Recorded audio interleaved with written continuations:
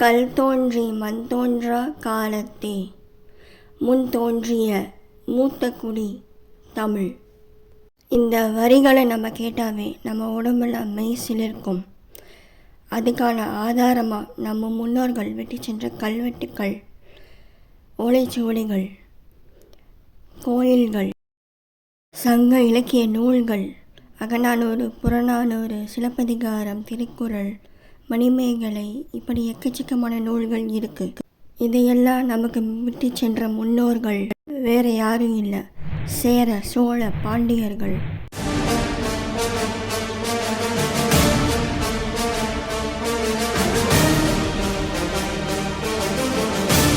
இப்போ சேர மன்னர்கள் பற்றி நம்ம பார்க்க போகிறோம். சுமார் 2000 ஆண்டுகளுக்கு முன்னாடி கேரளாவையும் கொங்கு தமிழகத்தையும் ஆண்ட சேர மன்னர்கள், அதுலேயும் சேர சாம்ராஜ்யம் உருவாக காரணமாக இருந்த உத்தியன் சேரலாதன். சேரர்கள் காலத்தை நம்ம 2 வகையாக பிரிக்கலாம். முற்கால சேரர்கள், பிற்கால சேரர்கள். சேரர்கள் ஆட்சி காலத்தில் தான் வாணிகம் பண்ணுறதுக்கு அரேபியர்கள், ரோமானியர்கள், கிரேக்கர்கள் எல்லாருமே கடல் வழி பயணமாக வந்தாங்க. குமரி முதல் இமயம் வரை சென்று போர் புரிந்த முதல் சேர அரசன் இமயவரம்பன் நெடுஞ்சேரலாதன். இவருடைய ஆட்சி காலத்தில் கடல் வாணிகம் சிறந்து விளங்கிச்சு. கடல் வாணிகம் மூலமாக வந்த செல்வங்கள் எல்லாத்தையும் கடம்பர்கள் என்று சொல்லப்படும் கல்வர்கள் எடுத்து கொண்டு போனதாக ஒரு செய்தி வந்துச்சு. அந்த செய்தியை கேட்டதும் இமயவரம்பன் நெடுஞ்சேரலாதன் தன்னோட படையை திரட்டி கொண்டு அவர்களை வீழ்த்தி கடம்பர்களோட கடம்ப மரத்தில் போர் முரசு செஞ்சு வீரமிக்க தன்னோட படைகளோட சேர தேசத்துக்கு வந்தார். இமயவரம்பன் நெடுஞ்சேரலாதன் 50 வருடங்கள் சேர நாட்டை ஆட்சி பண்ணியிருக்காரு. அவரோட ஆட்சி பொற்கால ஆட்சியாக இருந்துச்சு. நாடு செல்வ செழிப்பாக இருந்துச்சு, வளமை மிஞ்சும் நாடாக இருந்துச்சு. சேர நாட்டோட வளர்ச்சியை பார்த்த மற்ற அரசர்கள் அந்த நாட்டை எப்படியாவது போர் தொடுத்து வெற்றி பெற வேண்டும்னு நினைத்தாங்க. ஆனால் இமயவர்மன் நெடுஞ்சேரலாதனோட ஆட்சியில் யாராலையுமே சேர நாட்டை கைப்பற்ற முடியலை. அவருடைய ஆட்சியை பார்த்து, வளமையை பார்த்து பல புலவர்கள் அவரை தேடி வர ஆரம்பித்தாங்க. அவர்களுக்கெல்லாம் பொன்னும் பொருளும் அள்ளி கொடுத்தாரு.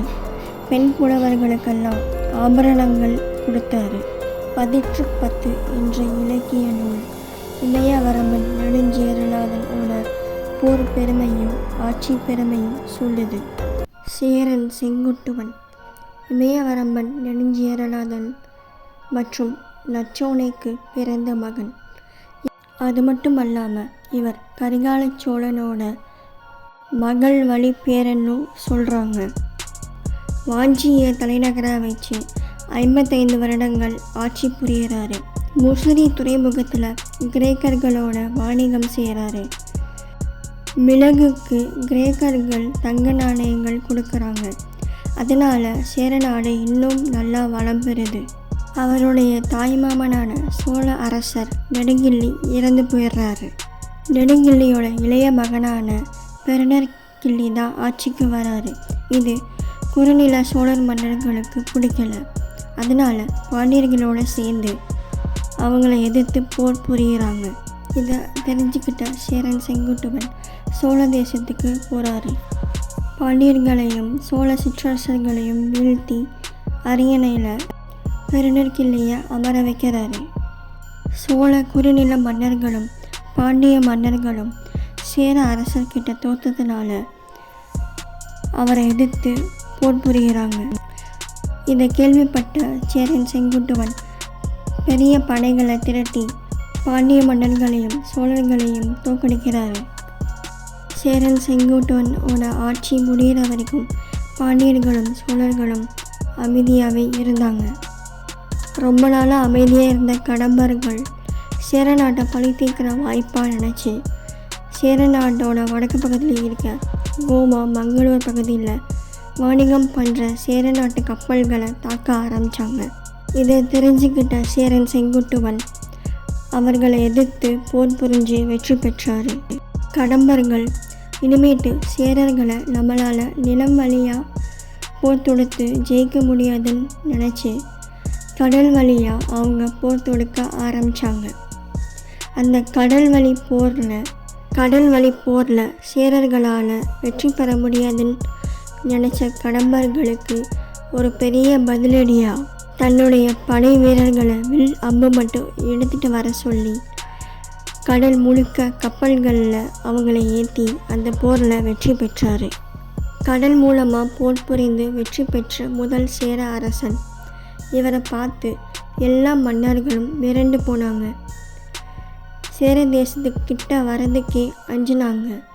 வடக்கு பகுதிகளுக்கு சென்று எல்லா அரசர்களையும் வீழ்த்தி ஜெயிச்சார். அவர் போர் புரிஞ்சிட்டு வந்ததுக்கப்புறமா கண்ணகியை பற்றி கேள்விப்படுறாரு. கண்ணகிக்காக நம்ம நாட்டில் ஒரு கோயில் கட்டணும்னு அவர் வடக்கு திசை நோக்கி செல்கிறாரு. அப்போது ஜெய விஜயன்கிற மன்னர்கள் அவரை எதிர்க்கிறாங்க.